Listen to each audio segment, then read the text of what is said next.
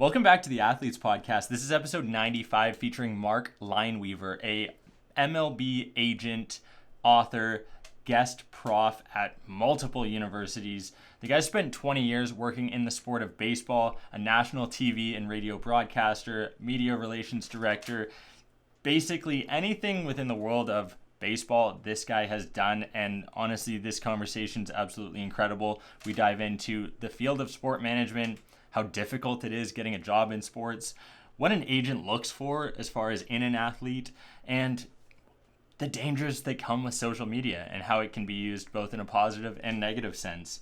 Just a whirlwind episode that includes so much incredible insight. I'm super excited for you folks to listen to the 95th episode of the Athletes Podcast featuring Mark Leinweaver. Here we go. Mark, I appreciate you coming on the Athletes Podcast. I'm excited to listen to speaker, author, MLB agent. You've got just a huge amount of accolades behind your name. Could you give the listeners insight as to who you are, how you've been able to become this pretty incredible personality over the past 20 years in the sport of baseball and just in general? Well, first off, David, I appreciate being here.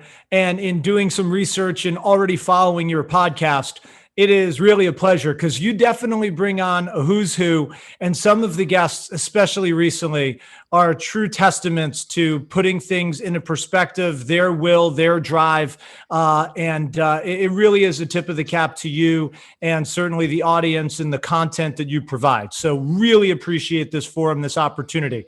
With that said, I feel that I fall into, that category as, yes, an MLB agent, but also someone who's always looking to give back, to try to make the world a better place, to put some things into reality, to show what we have and appreciate the things we have, specifically in the world of sports. And for me, the opportunity to work in it. So in addition to being a sports agent, I do speak all over the country, at least the US. Haven't been invited up to Canada yet, but I am on the West Coast, and Vancouver's beautiful. I do know that. I see the whole kind of political game being played of who can go on what side of the border. We'll cross that bridge, on a different day. But bottom line is, the opportunity for me to use a platform like I have. I'm very fortunate to represent major league players, minor league players. To me, those individuals are celebrities. They have an ability to make a difference in their worlds, whatever their passion is, to truly go out and assist others. And I believe that, if I'm going to talk the talk, I also have to walk the walk. So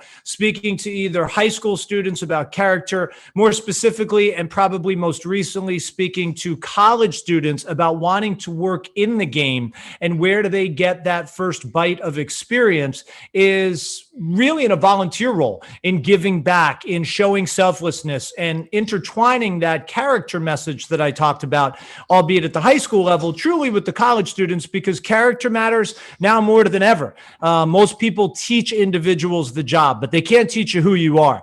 And if you are trying to break into the sports industry, specifically, at least in my case, in the world of baseball, I think even in the world of hockey, because those are the two that really have a minor league operation where you can go in and get experience. You really need to go about that a certain way. And it starts with the type of person you are and the kind of experience you want to gain. And a lot of times that is the selflessness approach of volunteering. I could not agree more with that statement. I love the fact that you just opened with that, because that was one of the things that I wanted to bring up, because I graduated from Brock University's sport management program.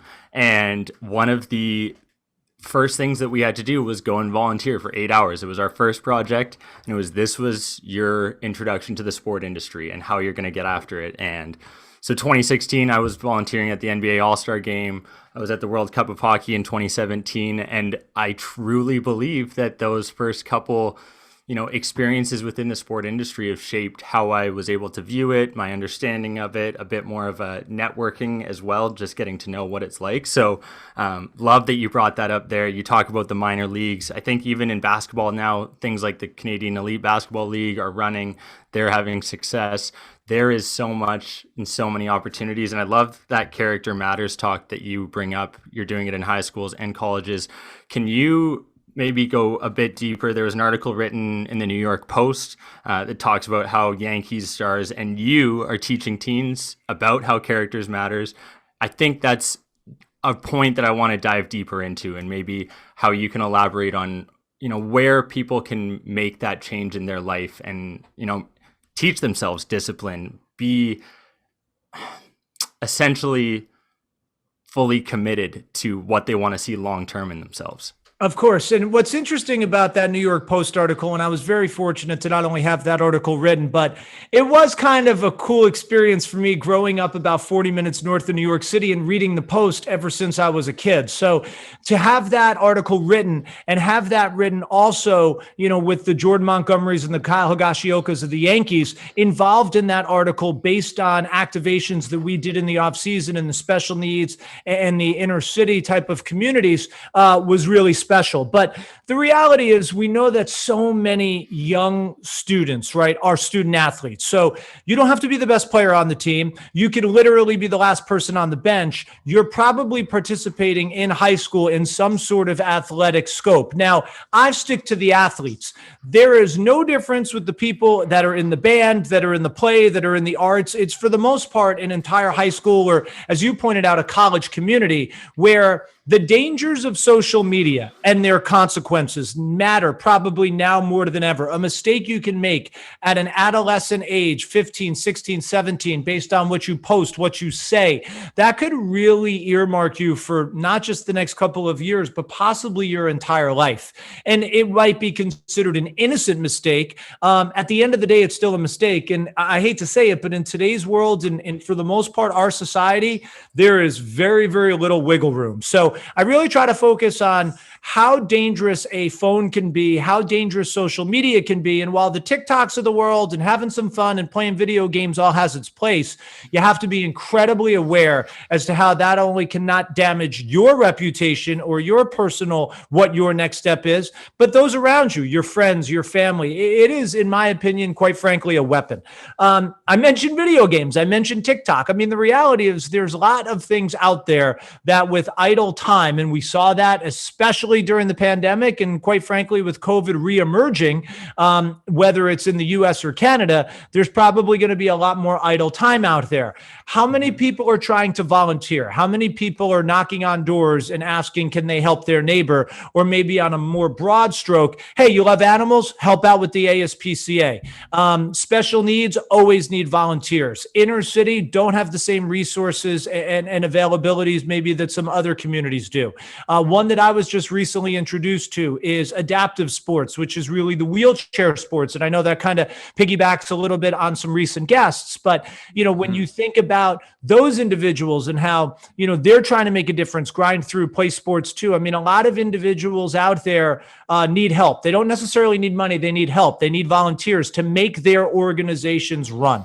And we have time to play MLB The Show. We have time to play Roblox or the latest Call of Duty. Do we have a couple of hours in our day or in our week to contribute into making a difference? So I'm a big believer in that there's time for everybody, whether you are younger or whether it's a parent or an adult trying to give back and make a difference and setting that example. I talk a lot about that.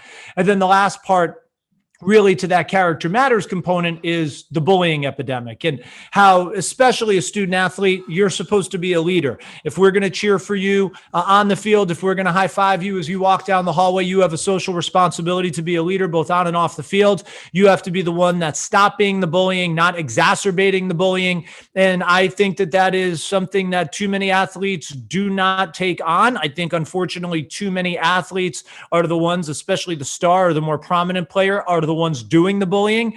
And when you talk to a group of individuals, boy or girl, male or female, a collection of individuals on a team, a lot of those players will tell you they get bullied by their teammates, and there's just no place for that. And I'm a big believer in karma. You might be the big fish in the small pond in high school or at a smaller college, but as time goes on, there's a really good chance that's going to change. And you look down the road, and when you're the one that unfortunately is the victim of bullying, and you say to yourself, why is this happening to me? Maybe you should think back about when you could have made a difference to be the leader instead of the bully, because karma will catch up to you. So, that for the most part is the crux of the high school message.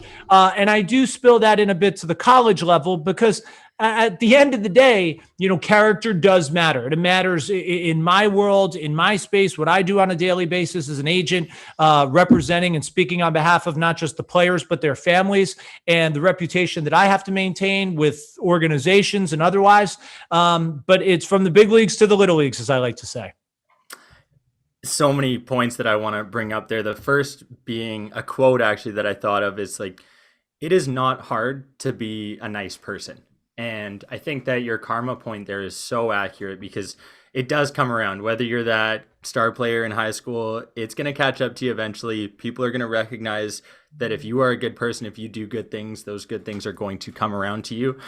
When you brought up previous guest, you were referring to Zion Clark, who had an incredible episode. Right. Was very fortunate to chat with him a couple episodes ago, and he brings up that bullying as well and what he had to face going through, and it showcases just the resiliency that people have and are able to showcase over time.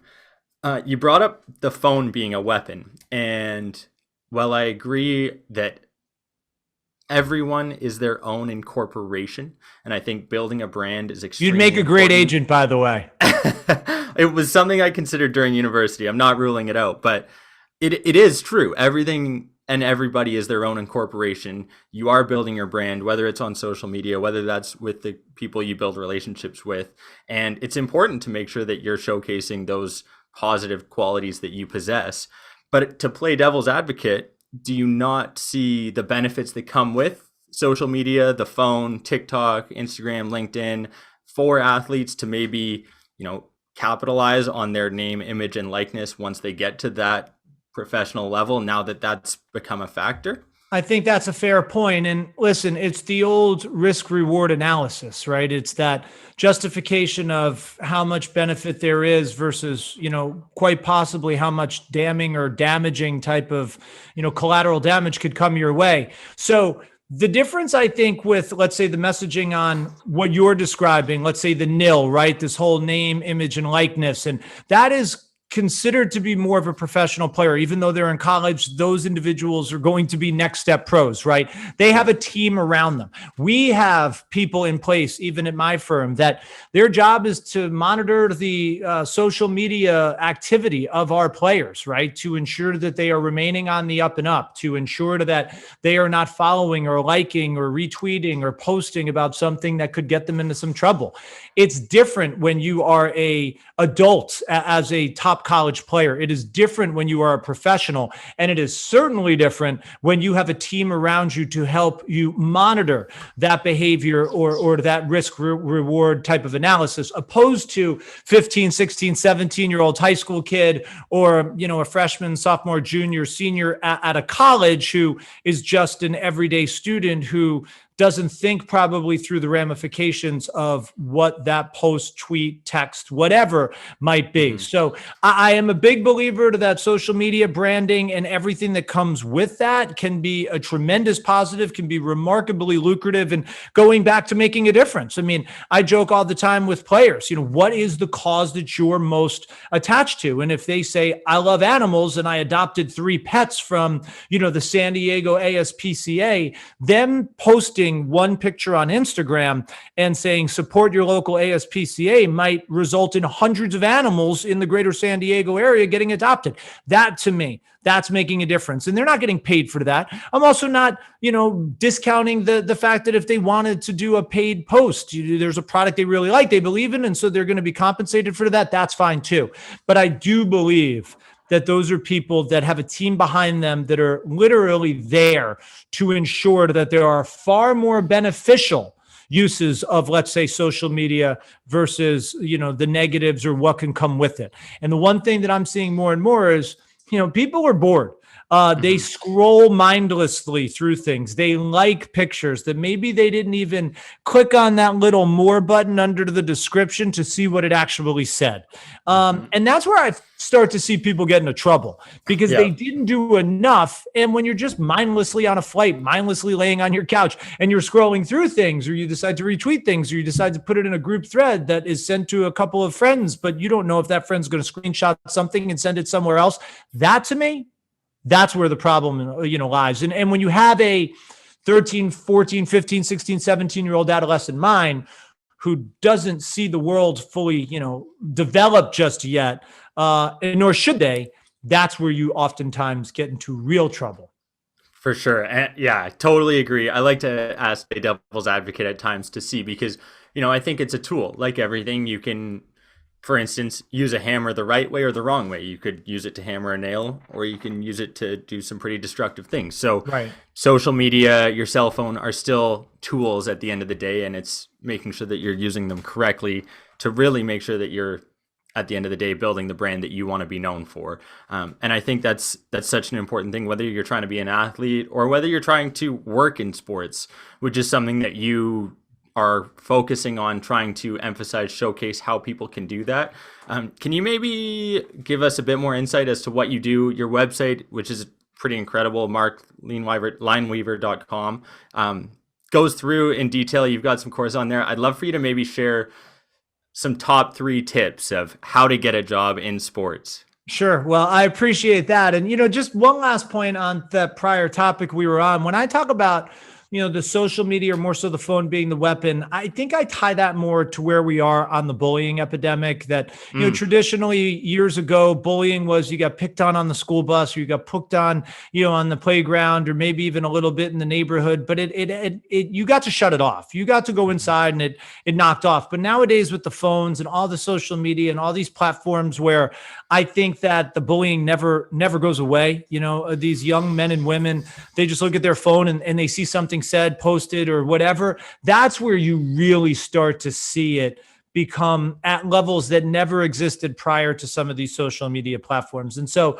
when I tie in the weaponizing of that, that's where I'm really focused on, is more so on the bullying part. But to your point, so and well played on the devil's advocate, there are so many remarkable positives to social media, including to promote yourself or really get yourself out there and make a difference. But that to me is the biggest pitfall, is where the bullying never catches a break for these unfortunate young men and women. As it relates to the course that I created, I mean, basically, I use the pandemic, like most, to try to at least figure out what should I be doing to maximize this time after we binge watched enough shows that we couldn't lay on the couch. We were getting, sores on our back because we hadn't gotten out there and exercised or done much more than that.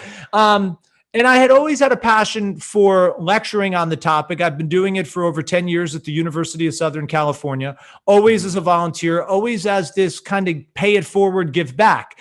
And when Zoom and the webinars and really kind of that availability, that educational availability presented itself, I had former interns at universities across the country in the US ask, could I give that same lecture to their school over Zoom? And the more comfortable I got with that type of platform and the more lectures I did, and I probably did 8 or 10 between schools like TCU and Texas A&M and LSU, Duke, Boston College, Virginia. It definitely turned out to be a who's who's of universities across the country. I had one student approach me and say, you should make this something more. You should make this available to any college student that truly wants to break into the industry. And I'm pretty sure masterclass was trademarked or copywritten, and I was told to stay away from using that, even though that was the big buzzword last year. So I endearingly called it a virtual seminar, and really with the help of about 3 or 4 students, all from different universities and all from different age brackets, either the freshman or the senior, to kind of have that range of what they think would be important. I took most of the lecture I'd been giving for over a decade at USC and decided to get into a studio. COVID tests and all, masks for the staff. I mean, it was as protocoled as protocol needed to be in that time as Los Angeles was starting to come out of it. And I said, I'm going to put some bucks behind this. I'm going to invest in this, and I'm going to bet on myself, because I do believe that instead of sharing this with a few students here and there over the course of a year or a few years, this is a chance to really educate a considerable number of people who, quite frankly, there's not a lot of education about how you break into sports. And from the research I've done, the ones who do it oftentimes have the wrong intentions. They're money makers, they're false hopes, they're just poor guidance. And then I had a little bit of that, I feel a sense of responsibility to use my 20 plus years to not only create this, make this virtual where anyone could take it from a legit coursework type of perspective, between the learning modules of me lecturing in 2-minute clips over 22 different topics, but also PDF worksheets that correspond with that.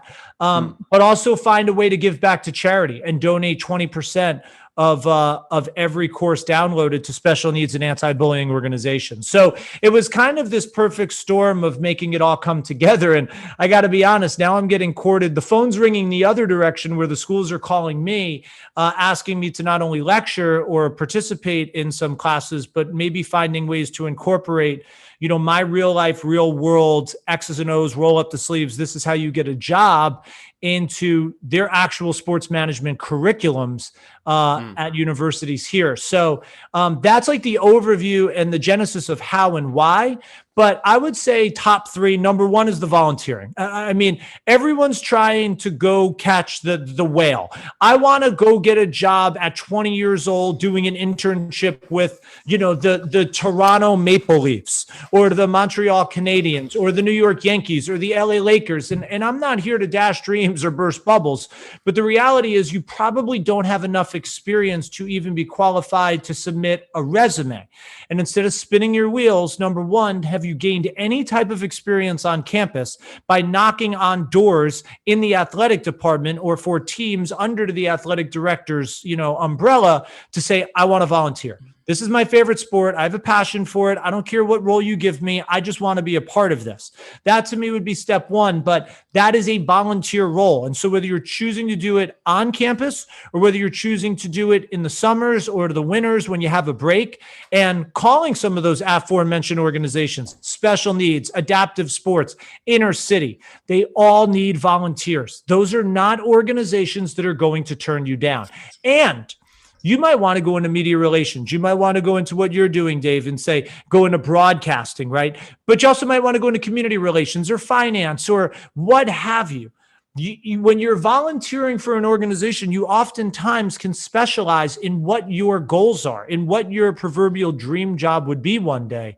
And so I find that to be the probably number one part to any process, is the selflessness and the willingness to volunteer. And in today's world, I get that's not for everyone. People want to be paid. People say, I went to school, so I think I should be the assistant general manager of the Clippers. And I'm like, well, it doesn't really work like that. But I will tell you that going to get an internship with the minor league team with the Clippers, that's 40, 50, 60 miles outside of Los Angeles, after you put some of those volunteer capacities on a resume to show me that not only you're qualified for the job description, but as I mentioned a moment ago, that real character of who you are, I know what's in that DNA. I can't teach you who you are. I can teach you the job. But when I put you in positions where I need to rely on the human being, not the employee, that's what's going to shine through if I'm looking at a resume. So that would be number one. Hold on, I got to stop you there. Yeah. Hold on, because that's so much good information. And I think what you're doing to educate the next generation of sports admin executives is incredible. You're going to see results tenfold, because I'm looking through, I'm like, this would have been incredible for me to have while I was going through my university experience. And I apologize to cut you off there, but I had to bring it in because you brought up such good points. Like, people, as soon as they graduate, they want to be working at their Toronto Maple Leafs. So it's hilarious because Maple Leaf Sports and Entertainment, which is the umbrella company for the big four teams there, had just hired Kyle Dubas, who came from the sport management department at Brock University. So there was this, what they called Dubas effect at Brock University in 2015 when I came out, and all of these kids thought they were going to be the next general manager. Of course. Myself probably included at some point. I thought I was going to be an agent, someone like you. And it was the most shell-shocking experience to see after 4 years, because our profs had said right at the beginning, they're like, you're going to look to your left and your right and see that those people probably aren't sitting next to you because they're not here for the right reasons. And it was totally true. And to your point, it is not an easy industry to get into, especially when you're trying to make a buck right away. And so where does the giving back come from for you specifically, because it seems to be a theme, and we'll get to those other two Sure. points, but where that keeps coming back, your 20% for your course that you're providing, you're giving back, you're talking about the SPCA, like where's that stem from? Is that your parents that instilled that, or? Yeah, I think that, there's a little level of you're a product of your environment, and I'd love to give my parents some credit here, but I'm not entirely sure that that's the case. I mean, my parents definitely put me on a great path of, not giving up. You weren't allowed to quit. You had to see responsibilities all the way through. And so much of, I think, who I am, and quite frankly, the job that I have with the responsibilities of, I serve, as they say in politics, you serve at the pleasure of whoever it is, the governor to the senator, the president. I basically serve at the pleasure of the player or of the family, right? So that probably has a little bit to do with it. But generally speaking, I grew up a kid that quite frankly was bullied. And I was a guy that got picked on and teased. But I also had a bit of a thick skin and could always find the positives and not focus so much on the negatives. And so I think it just gave me a bit of a bigger heart. I think it gave me more empathy to looking around and realizing as maybe what I thought was so challenging for me, there was somebody that wasn't that far away from where I was probably sitting or standing in the exact moment who had a whole lot worse. And I just always had a little bit of that compassion or that empathy to, if I ever really started to get into a position to make a difference, and not to say I didn't do it back then, I believe that I did it back then, but maybe not to the grand gestures or to the level in which I can do it now, right? Because of the platform. I mean, not to say that if I wasn't a sports agent, it wouldn't be as powerful or it wouldn't be as impactful, but I do have accessibility and resources that maybe could make a little more of a broad stroke difference, which again, if you're gonna talk the talk, you got to walk the walk. And if I'm going to encourage pro athletes to do that, then I'm going to do the same. So I think it's always been in me. But it wasn't like I set out to be some sort of philanthropist. I really just set out to be a good person. And I think that's what's missing so much in society. It's this very I generation. And it's not just to our youth. I mean, you look at parents and you look at celebrities, and I put that in quotes, especially on more of a reality space, where it's all just so inner focused and every single sentence starts with I. And it's, well, what kind of example is that being set? And when you talk about these organizations, sure, I could donate 20% of fees, but I could also donate 20% of time. I'm sure most organizations would much rather have 20% of time than 20% of money. So I guess it's all kind of rolled into one, but it has everything to do with just being a good person. And I think at the end of the day, character is always going to prevail. I think the cream rises to the top with that.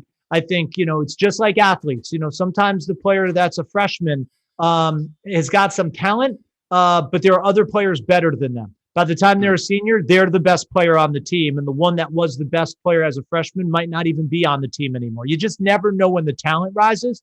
But the humanity of people, the person you are, the ability to make a difference, including as something as, smiling or just asking how somebody's day is going when you don't know how it's going, but something like that could be, make a difference. You don't have to go out and be Johnny philanthropic, person. Yeah. You could just be something like that. That to me, that goes hand in hand with everything we're talking about with character and just, defining being a good person. So that for the most part is where it's always been for me. And those words of, empathy, compassion, I think it's funny for me to hear this from you now. I just spent this summer, or part of it at least, helping coach a T-ball team of 4 and 5 year olds. And that was a volunteer role. And I really learned so much. And I didn't go into it with any other outside reasons other than I was helping out my former employer's kid, play some T-ball, have some fun, go out there, coach a bunch of kids. And I think not having that goal of, hey, I'm going to make my salary or earn my commission here was refreshing in the sense that I was just going there to have fun with a bunch of kids, learn the game of baseball. And same thing that comes out of what you're talking about is that you are able to take a step back and recognize how important it is to be a good person and to hang out with these kids because they have no idea what's going on. They're running to first, second, third, and they're just out there having a blast when, to us, a lot of people think that, oh, it's like, one step next, we got to play high school baseball, then we got to go to the college level and you got to make it to the MLB. When let's take a step back here and make sure they enjoy the game for the right reasons. And it comes down to those being a good person day in and day out. And that's where you end up grooming the best athletes because they are playing the game for the right reason and they see the benefits long term. I think, one of maybe would be really interesting from your perspective is what do you look for in athletes when they're looking for representation? What are some key characteristics outside of maybe their drive for success that you look for to say, hey, this is a kid I believe in that's going to do things incredibly long term?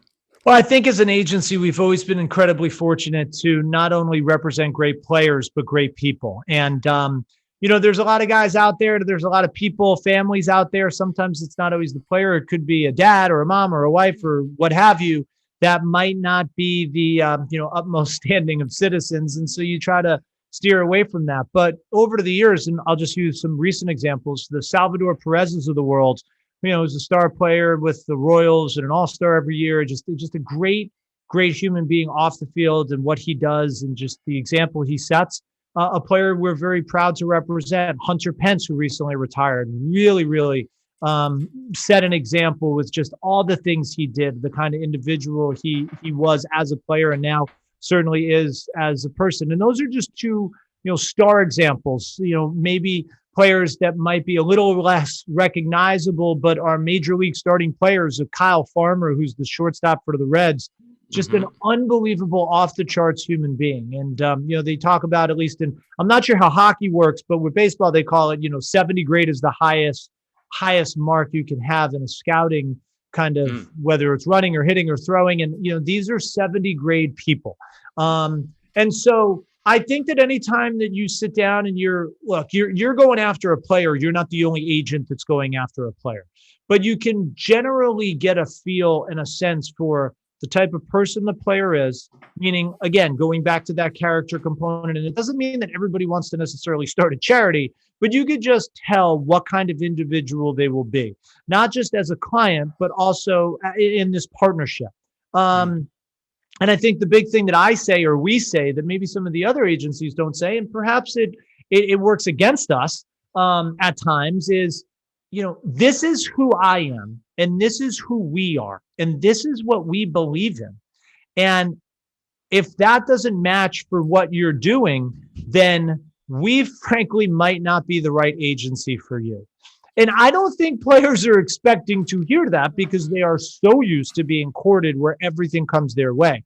And I think the ones that do select you, that punch landed, as they say, right? That really resonated with them because it shows how genuine you are. And sure, there are other elements as to why players choose agencies, but I can tell you for us, we really do want to ensure that that person is a good person, not just a good player, because in today's world, you see it because of the social media, because of the interaction between, let's say, sports and entertainment, the public eye type of perception that's out there where it's 24/7 and there's no break.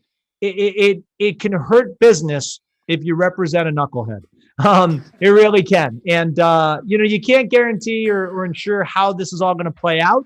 But you do your best to kind of control it for yourself, control it for the player, and hope that everybody's on the same page in terms of, players and people.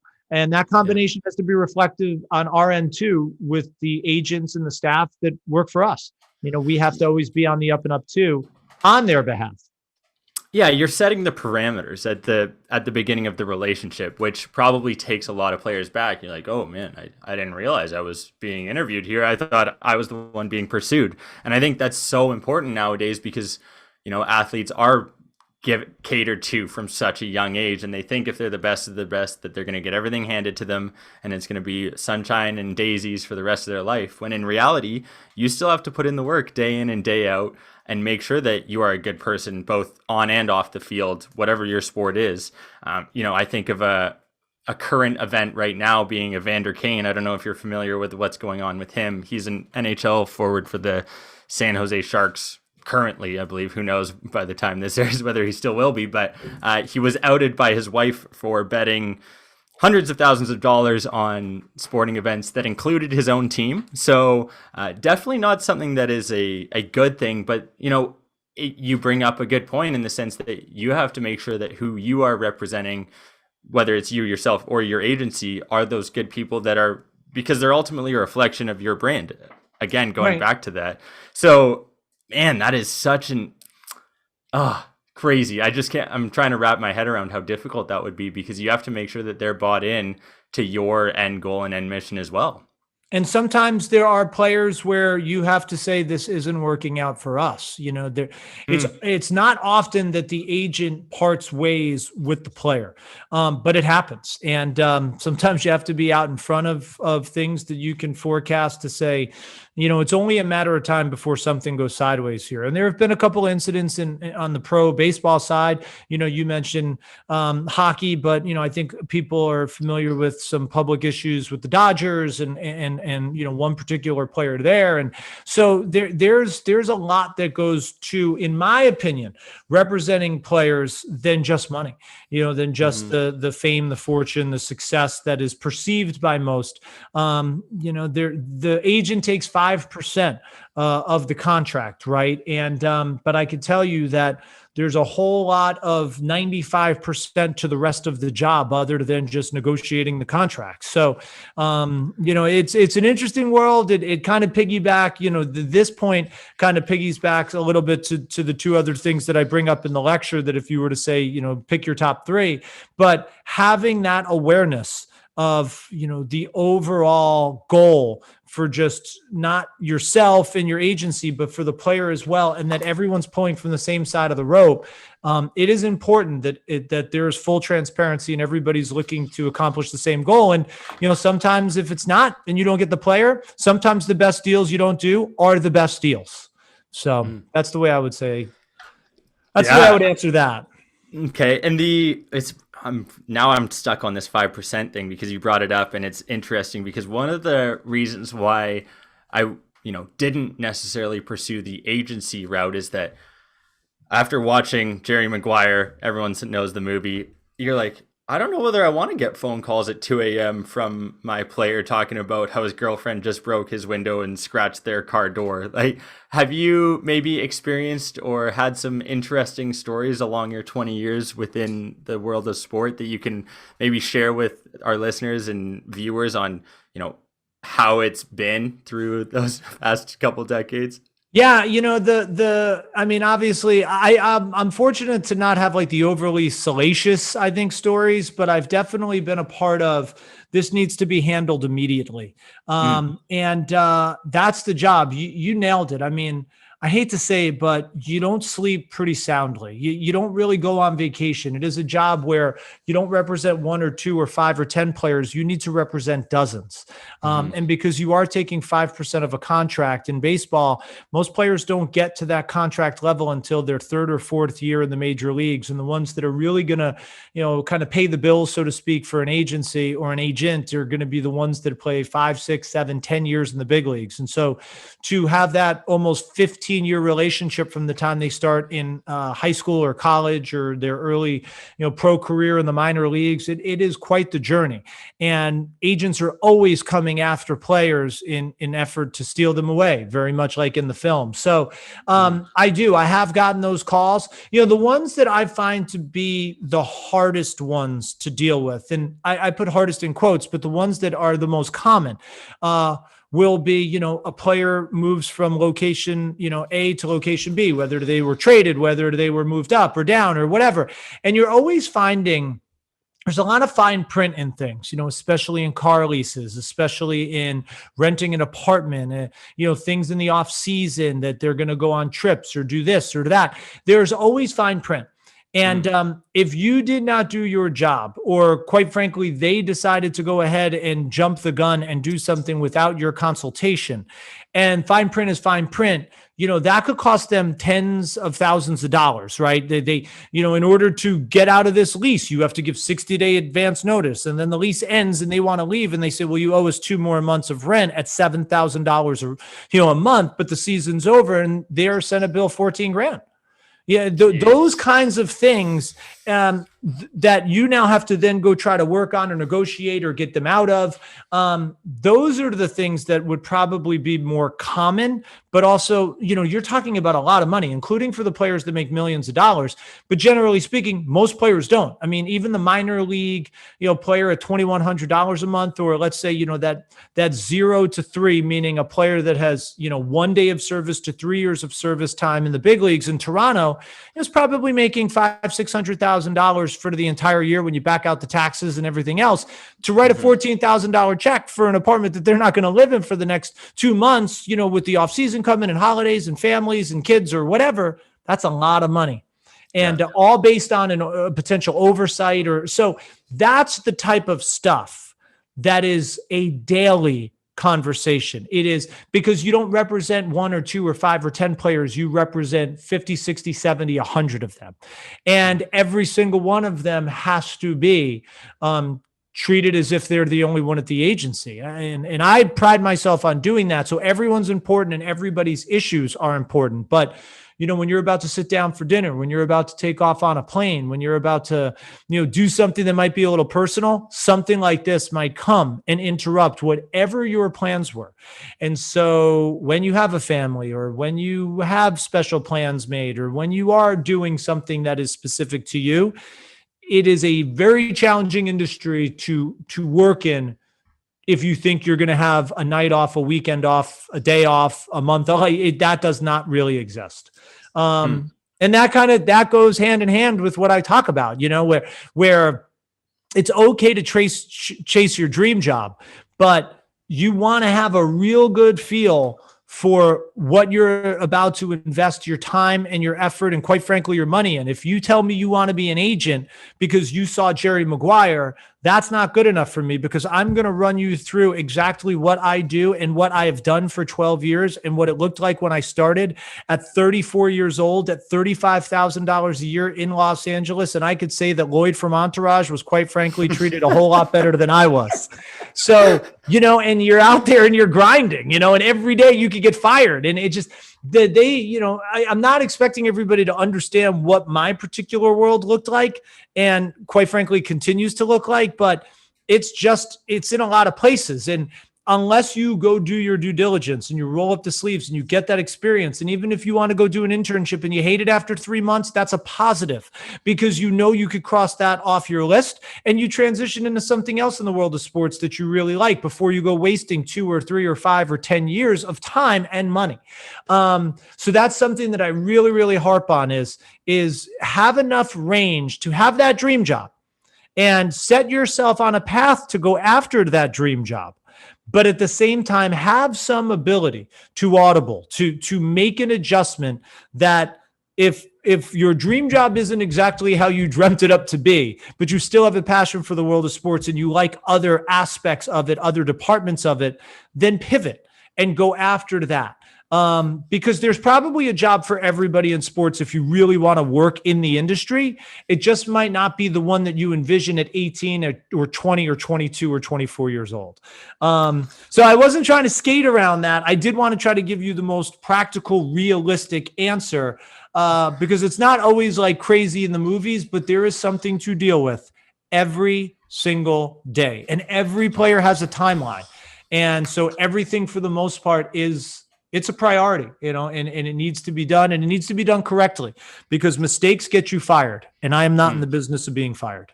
Yeah, no, I think of, you bring up Entourage. I think of Turtle transferring from tequila to the restaurant business. He's going all over the place. He's gone and figuring it out. And, even Ross Geller from Friends pivoting 24/7, heading up that staircase with those couches. It's a work in progress, right? And it's not easy to do. You talk about the grind from 34 years old to now. baseball especially has such a grueling minor league system where you have to put in hours and days and weeks. Like Brad Keller was telling a story, I don't know whether it was 15, 20 episodes ago, and he's talking about how he's living with 5, 6 guys in a room where there's, they're trying to scrounge up enough money to get a beer pong table, like ridiculous stories. Obviously that's similar for you when you're representing the athletes. How can you maybe just give a little, you touched on it, but that grind, how hard is it for both the player or working in, like, how do you stay motivated even when the $35,000 that's coming in is barely affording you rent and groceries? Well, it's interesting because my career started in the minor leagues in the broadcasting and the media relations space. So when I was 20 years old, and I was a junior, soon to be senior, that summer was my first internship really in sports. And it was the only A I recall getting in college, but it was the internship required with the 10-page paper in order to graduate. And that led to another internship post-graduation in the minor leagues, again, in broadcast and media, which led to a $500 a month internship at 23 years old. That finally led to a full-time job at 23 or 24 in the minor leagues for $16,500 a month, or rather a year, And so the $500 a month was really the first paid job I had almost 2 years out of school. $16,500 a year was like, congratulations, you finally got a full-time job in sports. And the most I ever made in a season in the minor leagues, I was 27, making 27 grand, and starting to think like, is this the right path for me? And I left baseball. I left sports basically altogether for almost 5 years and did a total life/career pivot. Now I continued to stay active in the game. I wrote a book and I was involved in coaches conventions and things along those lines, but I was a pharmaceutical rep.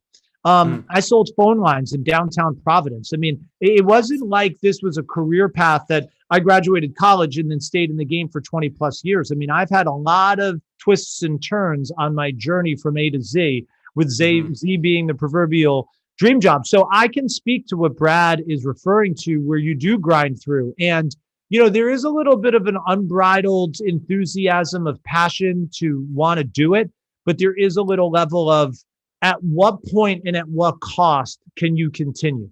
Because bills are starting to pile up, or maybe you're not just catching that break. And, there's opportunities to be a lot more successful and a lot more financially sound and et cetera, than, let's say, chasing the general manager's job for the Milwaukee Brewers, right? But that's not to say, and that's okay. So the grind is real. And the grind is real for a player. The grind is real for an employee, but there's a job out there for everyone. And it is that level of commitment, in my opinion, of how bad do you want to go and understand that it's going to be the 50, 60, 70 hours a week, that it's going to be a financial sacrifice. It's going to be a social sacrifice. You're not going to have the weekends off. It's a lot of what I'm describing. But also, let's say you do decide to get out of the industry. Your ability, in my opinion, having a year's worth of experience or a decade's worth of experience, to then go into whatever line of work that is a lot more financially sound, is a lot more, Monday through Friday, 9 to 5, allows you to stay in the world of sports, going back to that volunteer community. You want to be the president of the Little League in your town. You want to be the treasurer of the hockey club in your town. You want to, be involved with the, as I mentioned, the adaptive sports or the special needs or the inner city, whatever. You are probably the most qualified person on the block, having gained that experience for a passion you once upon a time chased, to again, stay in the world of sports and truly make a difference, while you have a very different Monday through Friday, 9 to 5 job. I look at that as a win-win.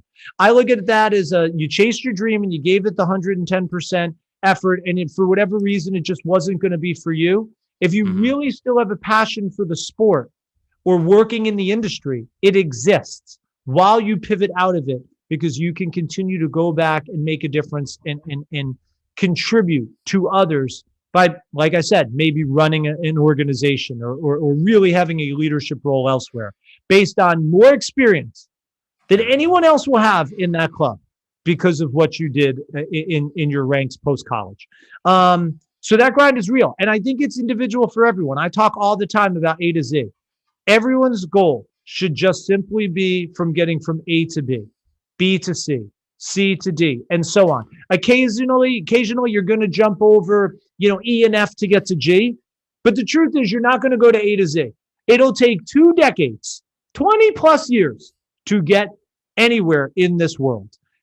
Every once in a while you'll fast track here and there, but generally, if I said to a class of students, college students that are 21, that it'll take them 20 years to hit their dream job. If I gave them all, what do you want to be? And they're all very reasonable dream jobs. As long as they say they are not the starting right wing of the Canucks, that's unrealistic. But if you tell me you want to be the director of marketing for the Canucks, or quite frankly, the head broadcaster for the Toronto Maple Leafs, or the general manager of the CFL team, there's a career path.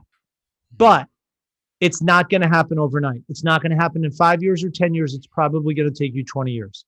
And it's going to require all of that sacrifice and all that time and all of that effort and all of that trading off maybe money or social or personal engagements and opportunity for the job. And I don't think a lot of people understand that. So I always try to make that point very, very clear, but it's a personal preference. Some people make it a lifetime worth of work. Other people give it a shot and say, I tried. It's time to do something else. And I always tip my cap to them too. That's why the course for me is so important from an educational component, because no one teaches you what it's going to be when you get in it. And you shouldn't find out what it's going to be like after it's too late, after you possibly missed opportunities elsewhere. And that to me is a very personal sort of sense of responsibility, because I had people that assisted me in the process to a degree. I don't think to the degree that I try to assist in the process, but I at least remembered who the people were that helped, never forgot those who did not and said they'd help. But I think that kind of really puts a bow on why. And there's a place for everyone if they want to work in sports, and that's yourself included. And here you are doing this show, 4 or 5 years removed from graduating, where people have landed successfully from your school in the world of sports. You'll always find what you want to do. And if you have a passion for it, you're going to keep doing it. Yeah, I think it comes down to patience. Like, people just don't have that nowadays. And we're a victim of the society that we've built, in the sense that, TikToks are 15 seconds and Instagram Reels are 30 seconds, and everyone wants it right now to be the best right away. And it doesn't happen. It was actually Dan Siegel down in the West Coast League with the Corvallis Knights, who you're likely familiar with. I went down and worked in Oregon between my first and second year for an internship down there with them. And he really instilled that as well. He and Andrew Harding, who was associated with the club, but they emphasize that patience is so key, and to make sure that you are constantly working towards refining your craft. And it's not going to happen overnight, and it might take years. I mean, to your point there with the podcast here, we're nearing 2 years, right, Jordo? This will be episode 95, 96. Wow. Congratulations. I appreciate I wish I was 100. Who's the special guest for 100? You should get the GM. You're alum. You guys are connected. True. That should be your 100th guest. Yeah, that's not a bad idea. Who knows? We might make it happen. I also have another person in the back pocket here who I'm gonna work on getting as well. The best part is we're having fun and we're enjoying the process. And I've got an incredible team around here. Jordan being our producer, Ian our videographer. It's like what we're building here is pretty special, and I appreciate it's kind words like yours that keep us going and moving forward. And like you said, you remember the people who helped you out, and you also remember the people who don't, or maybe criticize things, because it doesn't happen overnight, but you start to see the fruits grow, and it might take years, but it's worth it in the long run, because you end up in a position like yourself where you are living your dream job and you're doing that day in and day out, and you can now share your experiences and insights with people like those listening to the Athletes podcast. That's right. That's a good plug right there for yourself and us in general. But it is true. And the one thing that I'll just kind of comment on, and I know we're getting a little short on time, is, at the end of the day, you got to have a team around you. So no different than the team you have to make your particular podcast work and work so successfully. But you also let's start with your own households. If you're going to chase this particular world, this dream, it does not come with a lot of money attached to it. This is not you get out of school and you get the $50, $60, $70,000 a year income. Okay. You're going to look at numbers no different than the ones that I was living through, quite honestly, 25 years ago. There is not a lot that has changed. And so, yes, you might have to stock shelves at a supermarket. You might have to work for Instacart. I was a substitute teacher by day, and I worked at Toys R Us, which is no longer around, but was basically like a Walmart for toys, by night. And that was after each internship. I was 22, 23. And I didn't have enough of an ego to say I'm better than that. I had enough humility to know what my big plan was. And, fast forward 20 plus years, here we are on the podcast talking about a little bit on my career, but you have to have a team around you to understand that you will need support. You will need some help. So whether it's from mom, dad, grandma, grandpa, brother, sister, etc., or that you're going to have to balance out your time to offset the money you will not be making in the industry by Instacart or stocking shelves or whatever. If you have a goal and you have a dream, you want everyone to understand what that is and try to have as many people on that team, no different than your team, to make this podcast in order to make you, as the host, David, look good. And there's a lot of people behind the scenes to do that. I find that to be very, very similar for anyone that is looking to try to work in this industry. You need to have that supportive team around you. Yeah, 100%. Unfortunately, my job at Clearco right now is paying the bills, and it's a great organization to work for sure. It does. It keeps the lights on here at the Athletes Podcast. But Mark, I've thoroughly enjoyed this conversation. We could keep going for hours.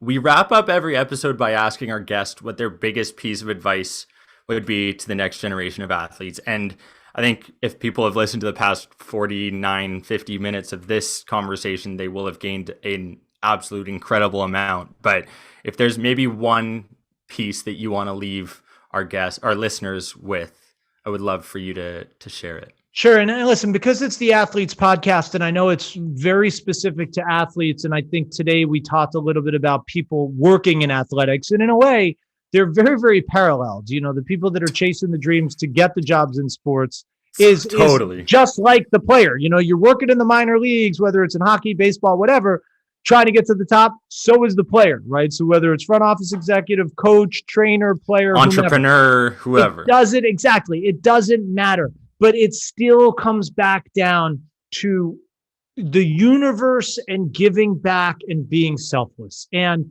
whether it's the player, going and signing the autographs or finding a little bit of time to share with those less fortunate, knowing the difference it can make. That, to me, from a player's perspective, you just never know how the universe can go your way or, quite frankly, turn against you. And the more good you can put out into it, and the more genuineness, you do it for the right reasons, not because the I have to reasons. That is the best advice I can give, because at some point, whether you are the general manager to the team or whether you are the star of the team, you will no longer one day be the general manager and you will no longer be the star. And you'll be out of the game and you'll be just kind of a part of society like most others. And you don't want to necessarily be remembered only for that one particular role. I think you want to be remembered for who you are as a person. And it's a lot easier to do and a lot easier to kind of get behind when you're remembered for being the person, not the player. In this example, a lot more being the person than, let's say, the employee or the position, right? The position you had in the sport or in the world of sports. So I'm a big believer in that. And, hopefully it continues to make the world a little bit of a better place in a time and in an era where, unfortunately, you look around and, society is challenged. So, yeah, some very wise words from Mr. Mark Leinweaver. I cannot thank you enough for sharing your wisdom with everyone who tunes in. I sincerely appreciate it again so much. I look forward to keeping this conversation going, and we'll be in touch in the future. Absolutely. It's my pleasure. Thank you. You guys do a great job. And David, hats off to you for having me, and very much appreciated.